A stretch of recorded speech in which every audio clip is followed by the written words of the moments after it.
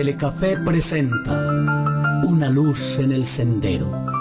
Una palabra de esperanza para un mundo necesitado de amor. Una luz en el sendero. Un cara a cara para vivir e iluminar la oscuridad de la vida de aquellos que amamos. Permíteme orar contigo. Presenta y dirige el Padre Pacho. Muy buenas noches, bienvenidos a nuestro programa Una luz en el sendero. A la luz del Evangelio iluminamos el acontecer de nuestra vida personal, de nuestra vida de familia y cómo Dios va actuando en el acontecer de nuestra propia historia, convirtiéndola en historia de salvación. Si quieres comprender algo en profundidad, debes preguntar por sus raíces. Si queremos captar qué es Schoenstatt, debemos indagar el hecho constitutivo a partir del cual se ha desarrollado. Y esto nos lleva a un lugar en el valle de Wallendar, en Alemania, y a una fecha, el 18 de octubre del año de 1914, ese día en la antigua capillita de San Miguel, recién inaugurada, el padre Kent Nietzsche sellaba una alianza de amor con Nuestra Señora, la Santísima Virgen María. La plática que diera en esa oportunidad a los jóvenes seminaristas fue reconocida por él mismo años más tarde como el documento de fundación del movimiento de Schoenstatt, y su testimonio es decisivo. Al compartir la historia del santuario de Schoenstatt con la de otros lugares en los cuales también se ha manifestado Nuestra Señora, constatamos semejanzas, pero también diferencias. Algo común a todos es que Dios busca siempre instrumentos humanos a través de los cuales quiere acercarse a nuestra condición humana. En 1830 la Virgen se manifiesta en París a una joven novicia, Catalina Labouré, y le transmite un mensaje conocido más tarde como el mensaje de la medalla milagrosa. En 1858 la Virgen María se aparece en la gruta de Lourdes a Bernardita Soubirous, una humilde pastora que es la única en recibir el mensaje de Nuestra Señora y transmitirlo. En 1917 vuelve a aparecerse la Virgen en Fátima, en una serie de manifestaciones que culmina con la famosa Danza del Sol del 13 de octubre de aquel año. Pero los únicos que escuchan el mensaje son los tres pastorcitos. En octubre de 1914, la Madre de Dios toma una nueva iniciativa en Schoenstatt, Alemania, y ahora el instrumento es un joven sacerdote de 29 años, el padre José Kent Nietzsche. Hasta aquí pues las semejanzas, pero también hay unas diferencias. En París, en Lourdes o en Fátima, María se muestra en forma visible. En Schoenstatt, en cambio, no sucede así. Tanto más activa es entonces la acción del instrumento humano al captar un plan de Dios guiado solamente por la fe y por la práctica en la divina providencia. Aquel 18 de octubre, el joven sacerdote comunica a sus interlocutores una secreta idea predilecta, un pensamiento audaz, algo que venía rumiando hacía cierto tiempo, ¿acaso no podía ser posible que la capillita de nuestra congregación al mismo tiempo llegue a ser Tabor, donde se manifieste la gloria de María? Y a lo largo y a lo ancho del mundo, hoy existen más de 200 centros del movimiento Chostat, cuyo punto principal es el santuario, réplica de aquel pequeño santuario original que se encuentra en este valle de Chostat.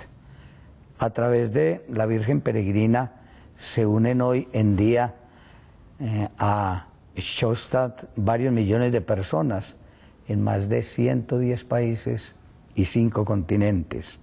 Nuestro invitado en esta noche, Gabriel Loaiza Castaño, es una persona con una gran experiencia en la docencia, orientador y consejero, formador de muchas generaciones, estudios en filosofía y humanidades por la Universidad Católica de Chile, licenciado en filosofía e idiomas, especialización en educación personalizada, en estudios del idioma y del alemán. Ha sido profesor de la Normal Nacional de Anserma Caldas. Allí yo tuve la oportunidad de conocerlo, de compartir un poco con él. La Fundación Gimnasio Pereira, Colegio Calasanz, Colegio de la Salle, el Instituto Técnico Superior, Colegio El Jardín, asesor del movimiento apostólico Chostat en el eje cafetero y de manera especial en la ciudad de Pereira. Doctor Gabriel, muy buenas noches, bienvenido a nuestro programa. Padre, muy buenas noches, qué placer estar aquí con usted.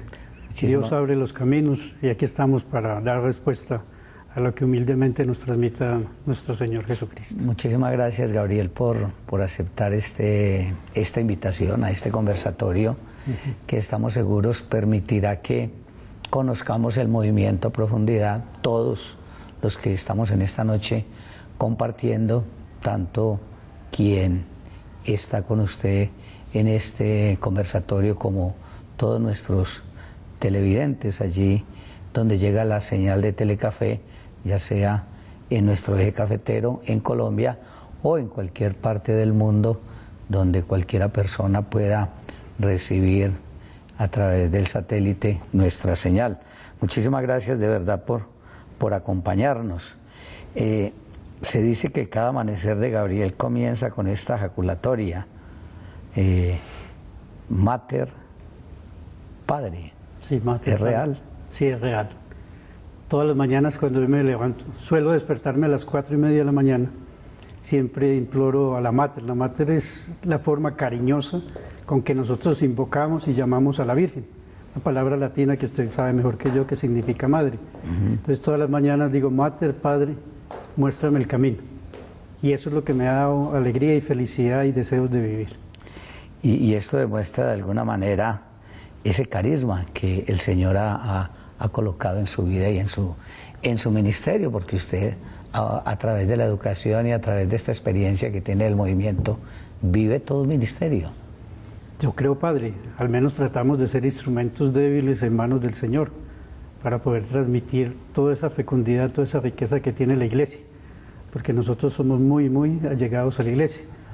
Es más, en la tumba de nuestro Padre Fundador está el epitafio Dilexit Ecclesiam, amó a la Iglesia, porque él siempre, la constante de él siempre fue, estén siempre unidos a la Iglesia, a su parroquia, a su comunidad. Y eso es fundamental, Gabriel, porque no podemos tener una clara convicción de que se puede tener alguna experiencia cristiana sin hacer parte de la Iglesia y sin ser fieles a ella. Desde luego, si uno no está caminando alrededor de la Iglesia, alrededor de su párroco, no va bien porque no se está metiendo en los caminos que son, en la guía que nos puede traer la comunidad eclesial. Mater, Padre, muéstrame en el camino. Esta es una frase que usted ha ido vivenciando y que estoy seguro que todos los días siente que realmente María Santísima y el Padre Dios lo están acompañando en ese trabajo tan especial que usted realizó durante tantos años y que sigue trabajando en bien de los niños y los jóvenes. Sí, esa ha sido mi constante y desde muy niño, desde mi familia y de todo, y después de que conocí el movimiento allá en Nueva York, siempre he creído, como todos los chostatianos, en los caminos de la divina providencia, en interpretar los signos de los tiempos y en buscar siempre la mano de Dios. Bueno, vamos a conocer un poquito el personaje porque me parece que es muy interesante uno enamorarse del invitado, conocer quién es, cuáles son sus ancestros, toda esa raigambre que hay en la vida de cada ser humano. Gabriel, ¿de dónde es? Yo nací en Neira Caldas, pero desde pequeño nos fuimos para Manizales. Somos una familia de 14 hijos. Mi madre, una gran educadora, Cecilia Castaño, y mi padre, Abelardo Loaiza, un hombre de negocios y comerciante. Muy católicos, muy arraigados en la fe y muy comprometidos con la iglesia. Con decirle que nosotros todas las noches no solo rezábamos el rosario, sino el salterio, con las letanías y demás. Y tengo para contarle como anécdota que una señora que trabajaba en la casa era amplia, que tenía de las casas que tenían patio interior. Y esta señora se levantaba a las 4:30 de la mañana y empezaba a tocar las puertas y decir, Ave María Purísima. Todos contestábamos, sin pecado y coraba el rosario. Como un seminario, sí, como si fuera un seminario. Como si fuera un seminario. Esa fue una de las prácticas que siempre tuvimos en nuestra familia. La misa dominical permanente, y cuando se podía en semana también participábamos de la Eucaristía. Entonces pienso yo que desde ese núcleo familiar ya lo venía preparando la Santísima Virgen para prestarle este servicio a la iglesia. Yo creo, porque yo siempre fui, soy y seré un enamorado de la Virgen y del Santo Rosario. Entonces eso definitivamente se lo inculcan a uno desde la misma familia. Uno definitivamente, si uno es frío en la fe, es porque tuvo una familia fría en la fe. Sí, yo creo que sí, padre, porque desde cómo se siembre, cómo se cultive, se da el fruto. Vamos a hablar un poquito de esa infancia, del entorno familiar. Siempre nosotros tenemos mucho de papá y mucho de mamá. ¿Qué siente usted de su padre en su vida como ser humano, como educador, como creyente? Y también, ¿qué tiene usted de parte de la figura materna? Pues de parte de mi padre, de todo ese compromiso, ese sentido de responsabilidad y sobre todo ese decir, esta es la palabra, esta es mi palabra, y de cumplirla. Eso es una gran enseñanza, cumplir. Y de mi madre como educadora, los primeros pasos, de mirar de las exigencias que tenía para con nosotros. Una autoridad permanente, pero a la vez una consejera, alguien que nos llevó siempre asidos de la mano para buscarnos siempre el camino. Y siempre pendiente de nosotros, ambos pendientes de nosotros. Poco más mi mamá y bueno, ¿qué pasa? ¿Para dónde va? ¿Qué hace? ¿Qué no hace? Y eso nos ayudó, ese acompañamiento. Entonces yo siento mucho en ellos la presencia permanente, a pesar de que ya están en el cielo, siento la presencia de ellos. ¿Cómo fue como estudiante? Yo. Bueno, yo era, pues, modestia, bueno, no excelente, pero sí muy bueno. Sobre todo me gustaban mucho los idiomas. Y le cuento que cuando yo estudié en bachillerato, yo estudié con los consulatos y todos mis profesores eran italianos. Y fuera de eso teníamos que estudiar inglés, latín, griego y francés. Ellos se las ingeniaban para que nosotros en el currículum pudiéramos tener todo eso. Eso me encantó mucho. A mí siempre me han encantado los idiomas. Entonces fue bendecido tener la oportunidad de tener esa formación y unos maestros, porque creo yo que estos sacerdotes y estos padres pues tenían un bagaje no solamente académico, sino también de permitir formar en valores a todos sus estudiantes. No, excelentes, excelentes. Y yo me acuerdo también que, por ejemplo, nosotros mensualmente teníamos el retiro de un día, pero era completo silencio. Y cada año era de los 3 días, también en completo silencio, de formación y demás. Entonces eso me ayudó mucho en el crecimiento humano, en el crecimiento comunitario. ¿Y cómo le nace ese amor por el área de las humanidades? No sé, siempre he tenido como una vocación de servicio, como un deseo de que las personas crezcan, de entenderlas y que podamos participar y que no sea Gabriel el único que esté creciendo, sino que crezcamos todos en equipo, que salgamos siempre adelante. De hecho, la construcción de nuestro santuario aquí en Pereira se debe a ese trabajo de equipo entre niños y jóvenes. Terminas tu bachillerato y entonces ya quieres incursionar en la vida universitaria. ¿Cómo fue ese tema? Yo quería estudiar medicina, pero resulta que el hermano mayor se me fue para Estados Unidos. Entonces dije, no, yo primero voy a Estados Unidos. Entonces me fui para Nueva York. Allá estuve estudiando inglés en el Spanish American Institute y ahí fue donde vine a conocer el movimiento, que también es providencial como yo conocí el movimiento de Schoenstatt en Nueva York. Luego de conocer el movimiento, pues regresé a Colombia. Ya el movimiento me dio la oportunidad, me dijo, Gabriel, ¿usted por qué no se va a preparar a Chile, a Santiago, a una escuela de líderes? Y a la vez puede estudiar filosofía y alemán. En la casa se opusieron un poco, que sí, que por allá gente que no conoce y demás, bueno, pero al fin se dio y yo me fui. Estuve estudiando allá, participé de la escuela de líderes y me tocó en ese proceso el gobierno de Salvador Allende y el de Pinochet, y ahí fue el golpe militar. ¿Te tocó en Chile? Sí, fui prisionero político también allá.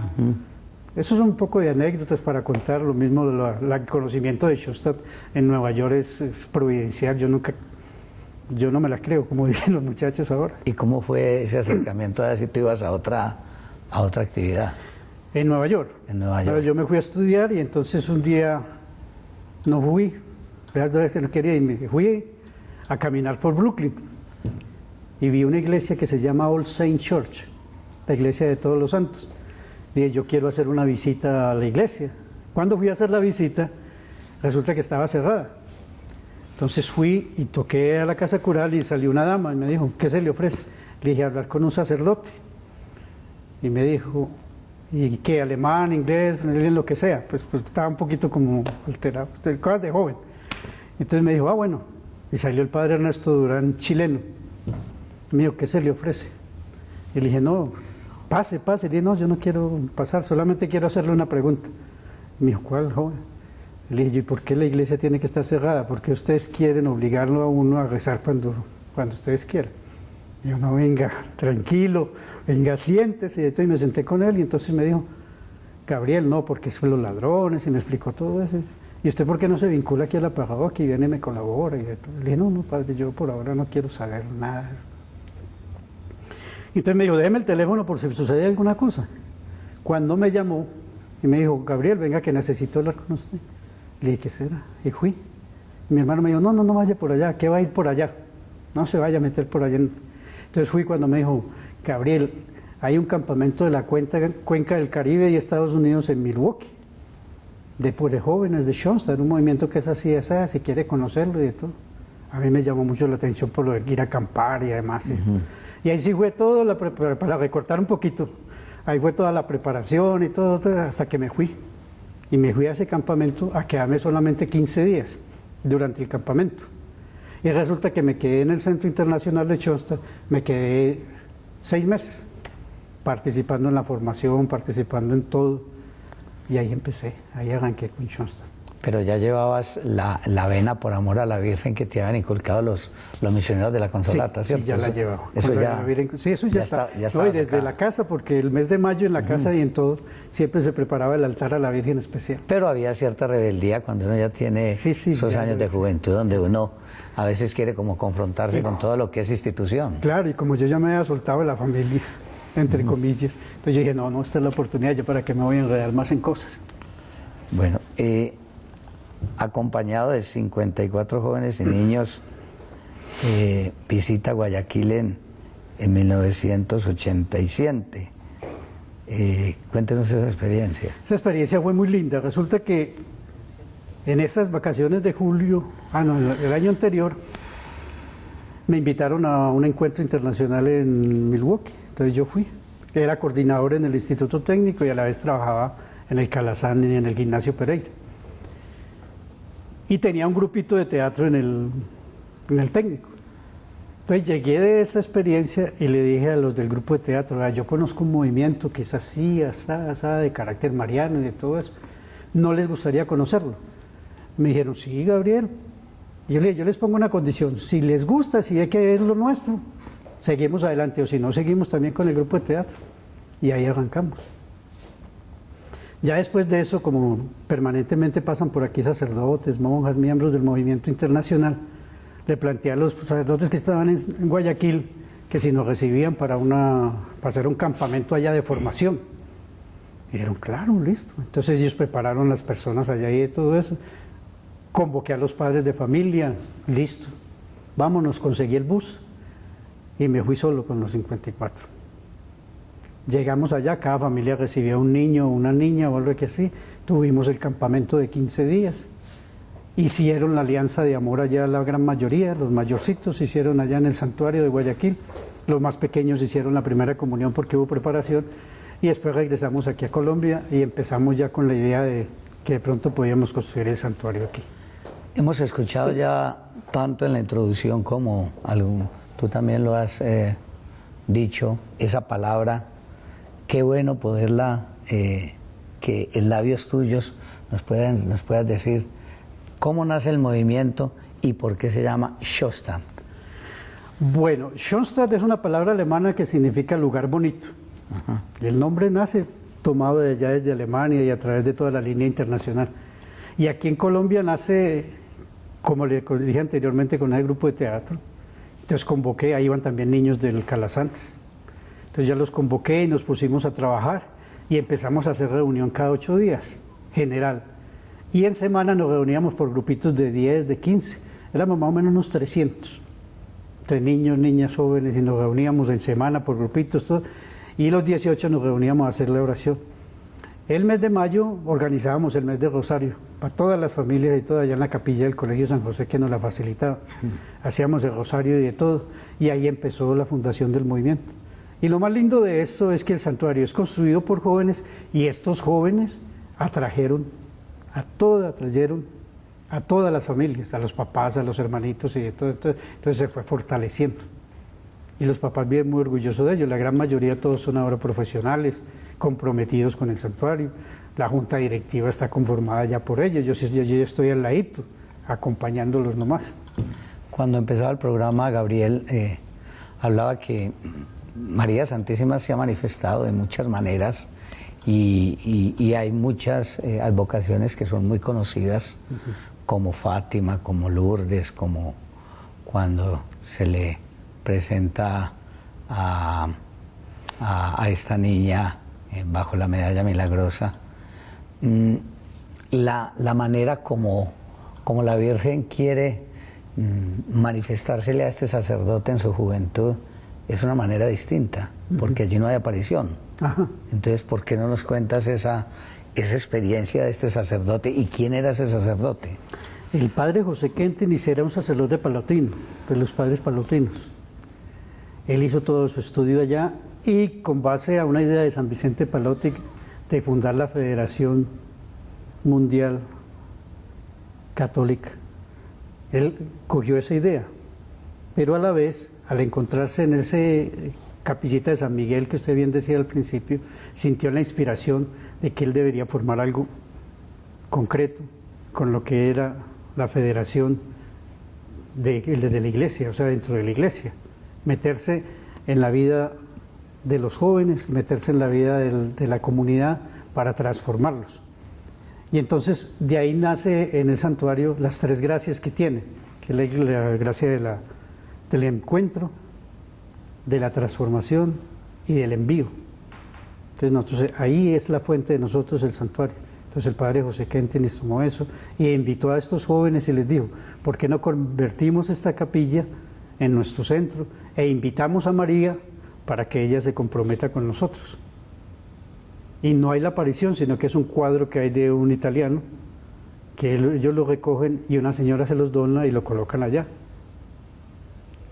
Y en ese momento dice el padre, nada sin ti, nada sin nosotros. Vamos a pedirle a la Mater que ella nos ayude y ella nos aporta y nosotros también le aportamos. Yo le invito a Gabriel para que vamos a un primer pequeño receso y regresamos con este tema tan interesante como son los 100 años de Shostad en nuestra tierra colombiana. Ya regresamos. Una luz en el sendero, un cara a cara para vivir e iluminar la oscuridad de la vida de aquellos que amamos. Los invito a que me acompañen este domingo en Ramón de mi Tierra a visitar el municipio de Villa María, aquí en el departamento de Caldas.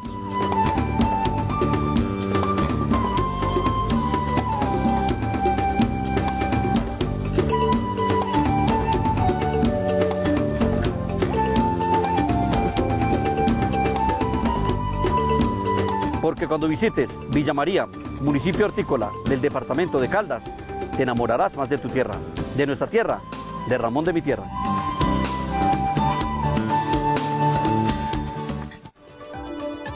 Si en ocasiones la señal de tu canal regional Telecafé se queda congelada y en otras ocasiones presenta interferencias de audio, es el momento de llamar a tu cable operador. Telecafé garantiza que su señal es entregada en óptimas condiciones gracias a la televisión digital terrestre. No te quedes con tu imagen congelada de Canal Telecafé y llama ya a tu cable operador. Una luz en el sendero, un cara a cara para vivir e iluminar la oscuridad de la vida de aquellos que amamos. Gabriel, el padre Joseph Kentenich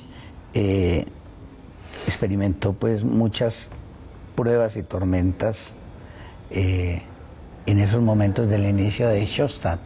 ¿Por qué no nos cuenta cómo fue esa situación tan difícil que tuvo que vivir en un comienzo? Sí, el padre José Kentenich tuvo muchas dificultades. Como buen profeta se encontró con las personas que no entendían o que había otras que no querían entender qué era Shostad y qué era lo que él buscaba. Él fue perseguido por la Gestapo. Porque Shostad se dice que es hijo de la guerra, porque empezó en la Primera Guerra Mundial y le tocó la parte de la Segunda Guerra Mundial. Él fue perseguido por los nazis y encarcelado. Él estuvo en el campo de concentración de Dachau por 2 periodos largos. Y siendo alemán lo persiguieron. Siendo alemán lo persiguieron, simplemente por eso, por ser católico y por crear un movimiento que para ellos era un movimiento revolucionario en esa época. Entonces, siendo alemán lo tuvieron detenido. Después siguió con el movimiento y siguió con su idea y encontró dificultades dentro de la misma Iglesia Católica. Y la Iglesia lo desterró por 14 años. Lo sacó de Alemania y lo mandó a vivir en Milwaukee, donde está el santuario del exilio allá. Y él siguió fiel a la iglesia. Él nunca habló mal ni condenó a la iglesia, sino que él siempre, y eso lo quiero recalcar muy claro, fue un convencido de la iglesia y que la obra de Dios estaba dentro de la iglesia. Siendo rechazado por la iglesia institucional. Siendo rechazado por la iglesia institucional. Y él seguía fiel. Y perseguido. Nunca exhortó a la familia de Shostad a que nos fuéramos en contra de la iglesia o que creáramos una secta o que nos independizáramos, no. Siempre estuvo fidelísimo a la iglesia. Después de los 14 años lo llamó el Papa Pablo VI, lo reconcilió, volvió a Alemania, estuvo en Roma, volvió a Alemania, allá pasó la Navidad y todo, y en 1968, el 15 de septiembre, falleció después de celebrar la Eucaristía en la iglesia que está allá en Alemania, que se llama la Iglesia de la Santísima Trinidad. Allá falleció después de haber terminado la Eucaristía. ¿Y esas incomprensiones eran ideológicas, de acuerdo a alguna manera de pensar de él, dentro del contexto que él vivía en esa experiencia de Shostad, o fundamentalmente en qué radicaban? No, radicalmente fundamentaban porque el padre José Kentenich fue un visionario y él se adelantó a todas las ideas del Concilio Vaticano II. Entonces usted sabe que antes del Concilio Vaticano II, muy conservadora una gran parte de la iglesia, inclusive unos obispos alemanes y todo lo persiguieron. Entonces se debió básicamente a eso, nomás de que él quiso apertura de la iglesia y que era marcadamente mariana. y uno de los cuestionamientos que le hacían es, bueno, María, María, María, ¿y dónde está Jesucristo? Pues, usted siempre María, María, María, y no. Pero era que no entendían que uno a través de María llega a Cristo. Y hubo una anécdota bonita, perdón padre, hubo una anécdota bonita que me contaba el padre ahora que pasó, el padre Humberto, que el Papa se entrevistó, usted sabe que el cardenal Francisco Javier Errázuriz es de nuestro movimiento y él es de los G8, el grupo, le dijo el Papa que lo perdonara porque un obispo de la comunidad de él, de los estudiantes, era el que más había perseguido al padre José, a nuestro fundador, que fue un gesto muy generoso de su santidad y también un regalo especial para nosotros. Entonces, básicamente no fue ideología ni nada, porque prácticamente somos la misma iglesia, ¿no? Sino cuestión de interpretación. De interpretación, no más.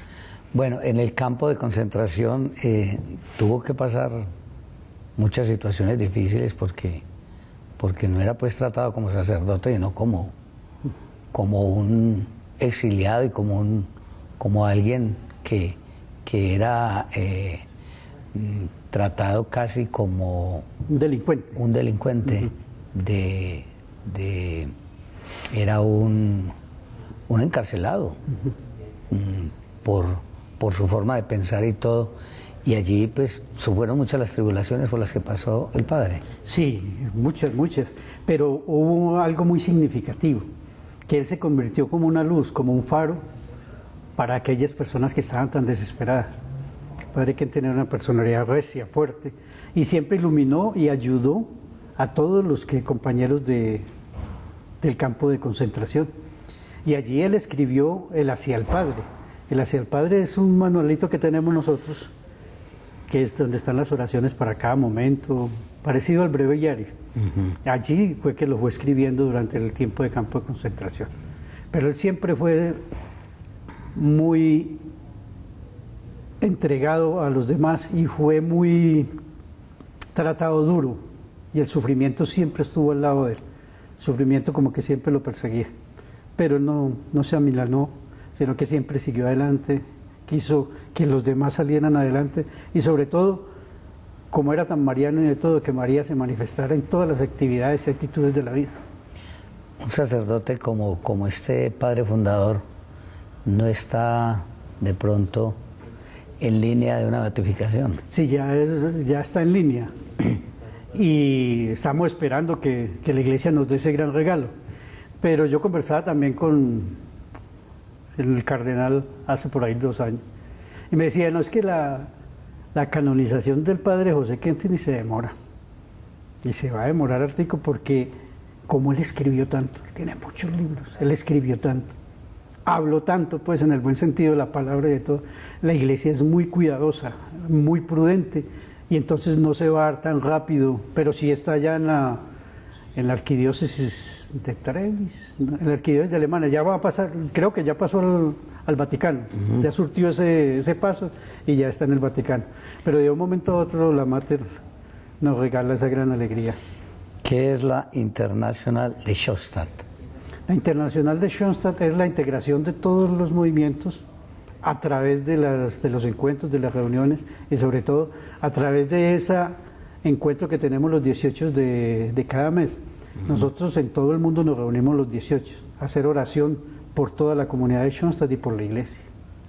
¿Tienen sacerdotes que los acompañan, que los...? Sí, Schoenstatt tiene, la estructura de Schoenstatt fundamentalmente tiene el Instituto de Padres de Schoenstatt, que se dedican única y exclusivamente a asesorar a Schoenstatt.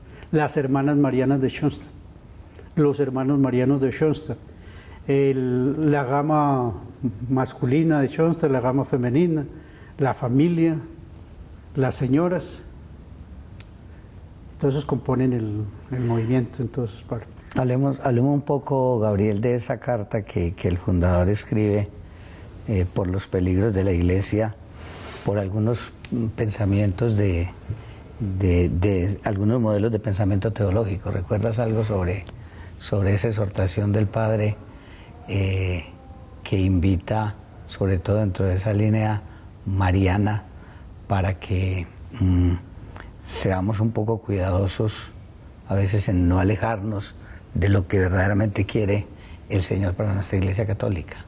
Sí, lo que pasa, esta carta surgió también a raíz de que nosotros interpretamos a ver los signos de los tiempos o los caminos de la divina providencia de nuestro amaño. Entonces nosotros nos vamos alejando de la Iglesia, de la doctrina de la Iglesia, de la filosofía, de sus principios, de su teología, para fundamentar nuestros deseos y nuestros gustos personales.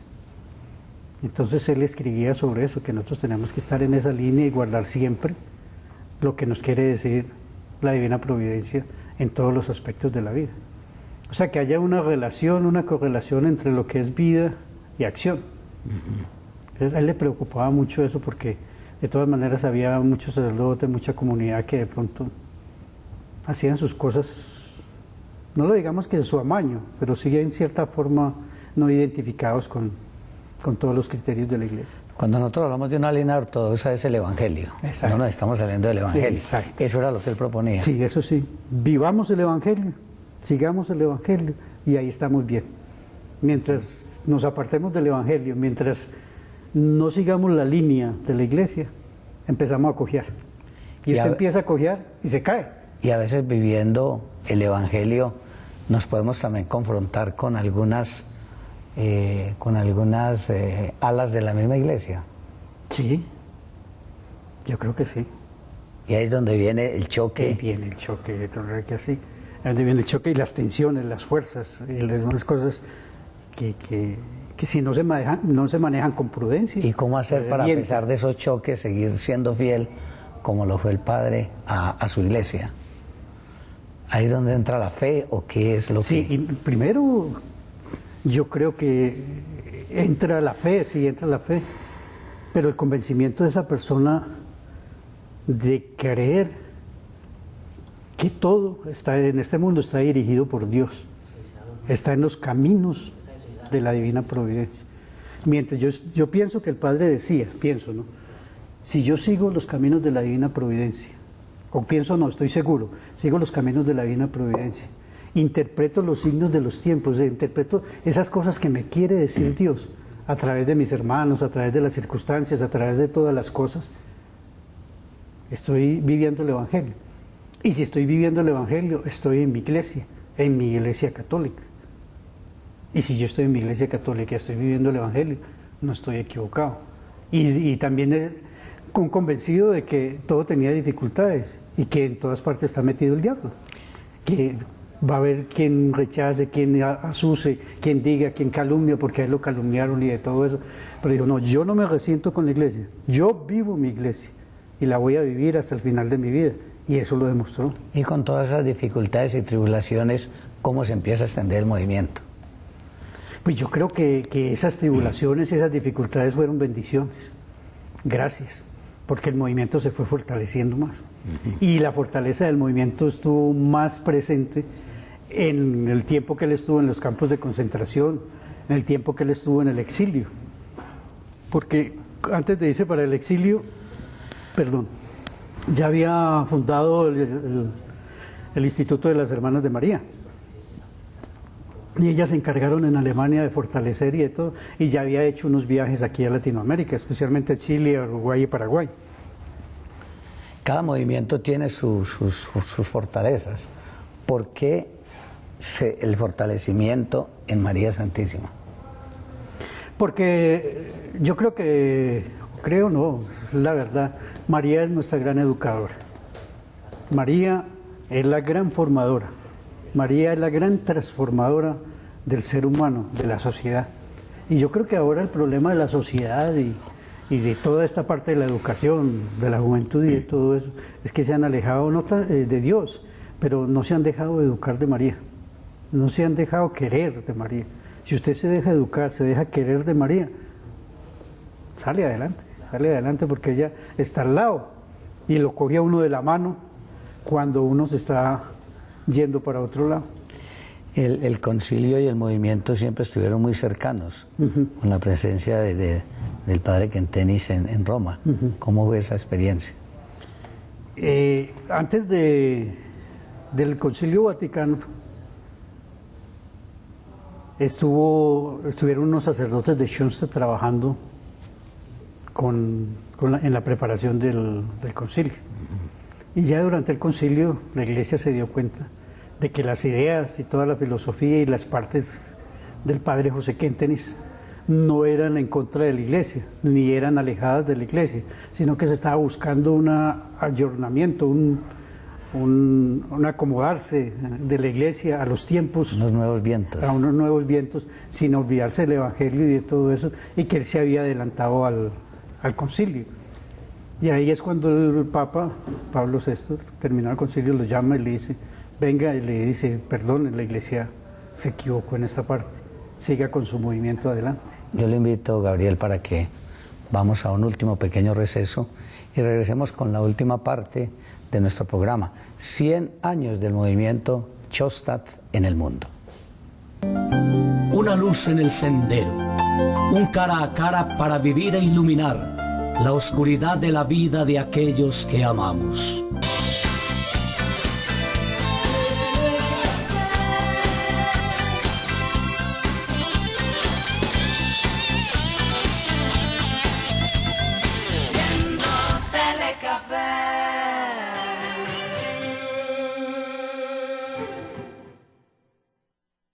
Telecafé siempre piensa en generar espacios para todos nuestros televidentes y a su diversidad étnica con programas como Raza Viva, Rutas Ancestrales, Yo Minoría Absoluta, Hijos de la Tierra. Además contamos con sistemas de acceso para personas con discapacidad auditiva, como Closed Caption, lengua de señas y subtitulación, abarcando todos los géneros y franjas de la programación, como Franja Manualidades y Cocina, Franja Juvenil, Franja Infantil, Franja de Opinión, Franja Informativa.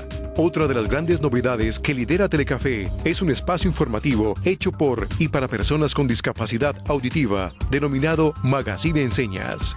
La televisión es un derecho al que todos podemos acceder y disfrutar. Hola, bienvenidos a mi taller. Y en esta nueva temporada, la temporada que a todos les encanta, a los grandes, a los niños, a todos nos encanta la Navidad. Espero me acompañen martes y jueves 9:30 de la mañana, mi taller por Telecafé.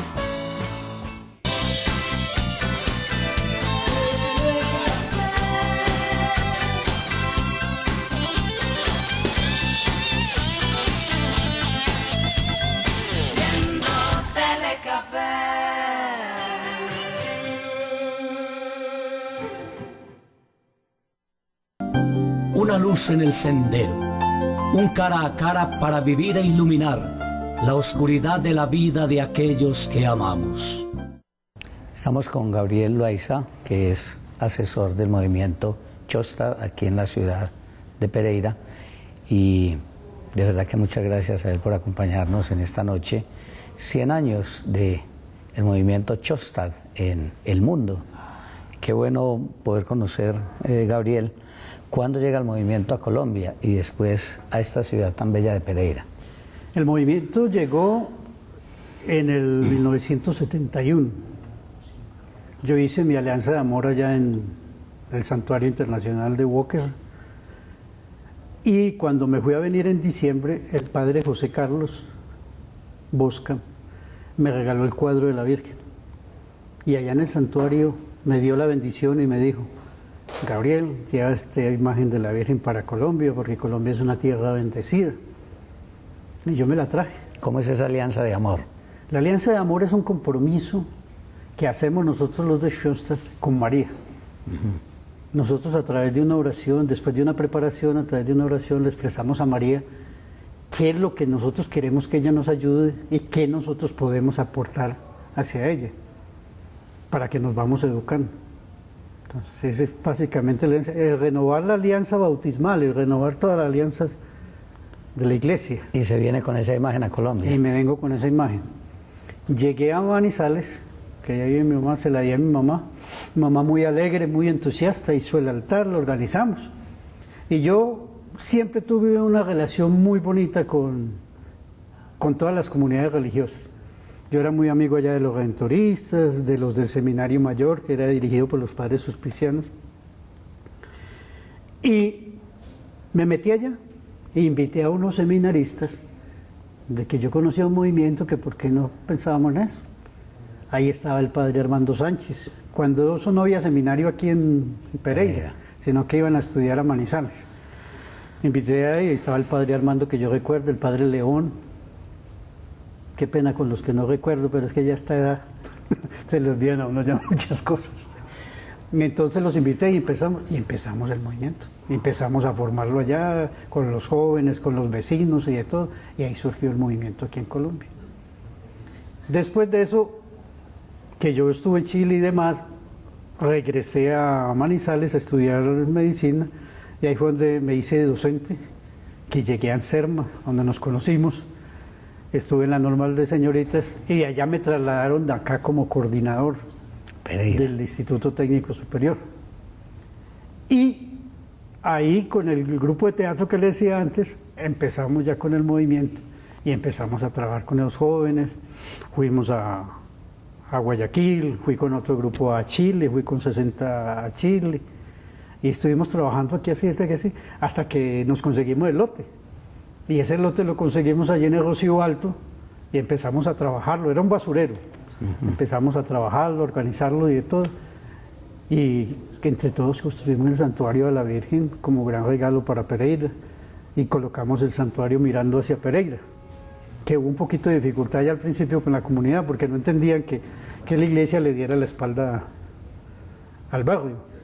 Pero no era eso, sino que el terreno más firme era ahí. Y también para que mirara Pereira y protegiera y nos diera la bendición permanentemente. Inclusive desde por aquí unos sitios se alcanza a ver nuestro santuario. Ahí sí empezó aquí en Pereira.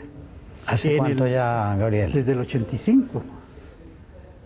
Más de 30 años ya, desde el 85. Más de 30 años. Bueno, si alguien quiere conocer el santuario, no, si alguien quiere ¿cómo puede hacerlo? Conocerlo, que nos llamen o que vayan y nos visiten, las puertas están permanentemente abiertas.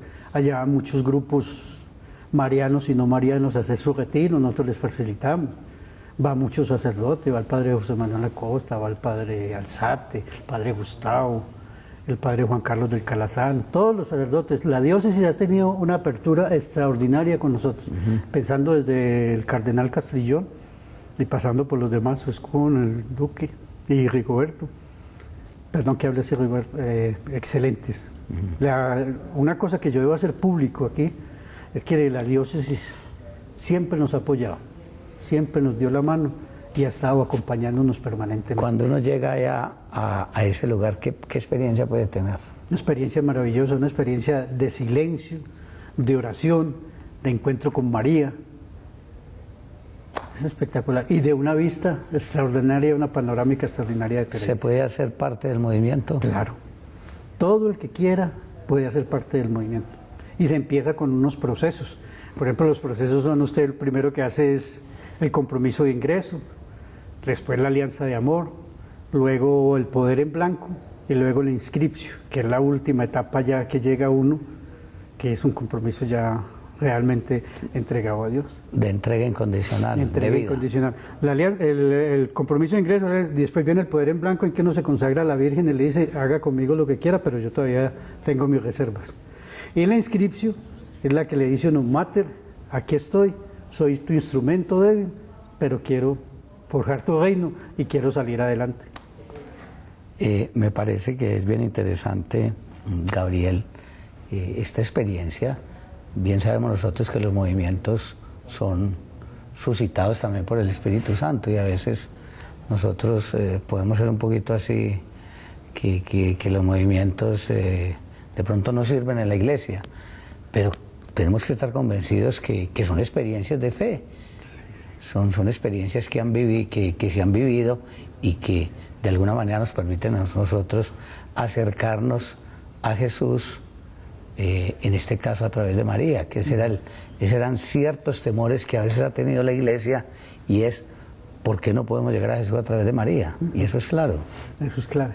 Y de todas maneras, todos los movimientos de la iglesia tienen una riqueza extraordinaria. Y siempre hay personas que siempre son reacios a eso y que no creen y de todo eso. Pero yo creo que ahí va orando el Espíritu Santo y va mostrando el camino. Y esas dificultades también enriquecen. Gabriel, ¿en María se puede encontrar el camino para forjar un hombre nuevo? Desde luego. ¿por qué no lo cuenta desde su experiencia? De mi experiencia, y yo le cuento que yo he sido siempre un bendecido y acompañado de María. Y ella siempre, siempre me ha mostrado el camino. Por eso algún día le puedo comentar la anécdota, cómo yo llegué a ser docente, cómo llegué a construcción del santuario y de todo eso. Eso no estaba aquí en mi mente. Simplemente yo me le entregué la mater, me hice con la mano y ella me transformó y me ha transformado en un hombre nuevo, en un hombre especial. Me da la felicidad del mundo y me da la entrega. Pero María sí forma hombres nuevos, Y es muy, pero muy generosa. Que de verdad que le quiero agradecer, Gabriel. Mire cómo se nos fue rápido este programa, hablando de María, hablando de los 100 años de Chostad. El próximo 18, ¿qué de especial va a haber en Pereira? No tenemos nada especial, solamente la Eucaristía a las 4 de la tarde, porque hay gente que se fue para Alemania, la celebración, en Bogotá están con el cardenal en celebración, va a haber transmisión por EWTN 17, 18 y 19 de este mes, 25 con la audiencia del Papa, una audiencia papal, pero allí tenemos la Eucaristía de costumbre a las 4 de la tarde, sí, está invitado, Padre, y toda la comunidad en general que nos quieran acompañar, allá cabemos todo. Es un sitio pequeño, pero ahí cabemos. Gabriel, muchas gracias. A usted, Padre, muchísimas gracias. Dios lo bendiga. Por darnos este espacio aquí para Schoenstatt, para toda la comunidad, e invitarlos a todos para que nos acompañen el 18 y todos los 18 allá. Padre, como un regalo muy pequeño, muy bonito, pero de todo corazón, la Cruz de la Unidad, un símbolo de Schoenstatt para usted y para toda su comunidad. Y muchas gracias, que Dios lo bendiga. Y nuevamente gracias por abrir nuestros espacios. Muchas gracias, Gabriel. A ustedes de verdad agradecerles que nos hayan acompañado en esta noche. Los invito mañana por este mismo canal a las 7 de la mañana con la Santa Misa. Una feliz noche para todos. Una luz en el sendero, un cara a cara para vivir e iluminar la oscuridad de la vida de aquellos que amamos. Permíteme orar contigo. Presenta y dirige el Padre Pacho.